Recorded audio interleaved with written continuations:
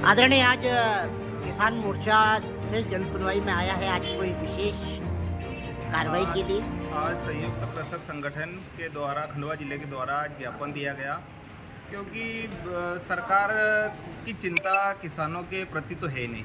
अभी उन्होंने क्या किया है कि 2500 क्विंटल का स्टॉक लिमिट लगा दिए व्यापारियों के ऊपर। 12 लाख टन गेहूं आयात करवा लिया है। आज जो किसान को भाव मिलना था, जो 2800, 3000, 3100 रुपये मंडी बिक रही थी, पर ये कहीं ना कहीं ये दो निर्णय के कारण आज किसान को 2200-2300 रुपये में गेहूं बेचना पड़ेगा। वो समर्थन मूल्य से कम होगा। तो ऐसी समस्या है। फिर 2018 में सरकार ने, जो कांग्रेस की सरकार थी, उन्होंने कर्ज माफ़ी की थी। अब कर्ज माफ़ी में किसान हो गया डिफाल्टर, क्योंकि तोड़ मोड़ करके सरकार बदल गई। सरकार बदलते जब पहली सरकार ने वादा किया, दूसरी सरकार ने फिर बोला कि हम किसानों का ब्याज माफ़ करेंगे, तो वो भी नहीं हुई। और आज सेवा सहकारी समितियों के द्वारा किसानों के ऊपर प्रेशर बनाया जा रहा है ऋण वसूली के लिए। जो मूल किसान के ऊपर 1 लाख रुपए कर्ज था, उसका आज 1 लाख रुपए ब्याज हो चुका है, और उसकी आर्थिक स्थिति इतनी ख़राब है कि वो भरपाई कहाँ से करेगा।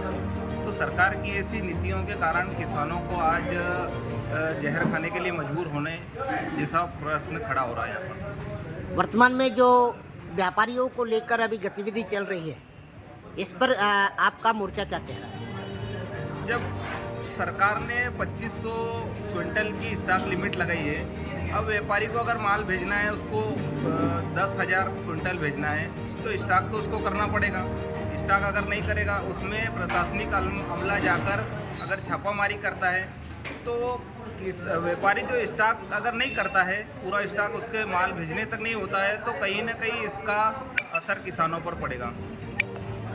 क्योंकि व्यापारी आखिरी में किसान को ही पकड़ेगा। हाँ, क्योंकि वो किसान को ही पकड़ेगा, कम भाव में खरीदी करेंगे और इसका खामियाजा किसान को भोगना पड़ेगा। आदरणीय, ऐसा नहीं लग रहा है कि वर्तमान में गेहूं की जिस तरह से आवक आई है, बहुत भारी भरकम मंडी में इस समय गतिविधियां चल रही है, किसान हजारों की संख्या में पहुंचा हुआ है, तो क्या ये शासकीय षड्यंत्र है कि इस तरह से व्यापारी और किसानों को उलझा दिया जाए? नहीं, शासकीय क्या हो रहा है कि पिछले 2-3 साल से साल वैसे खराब थे।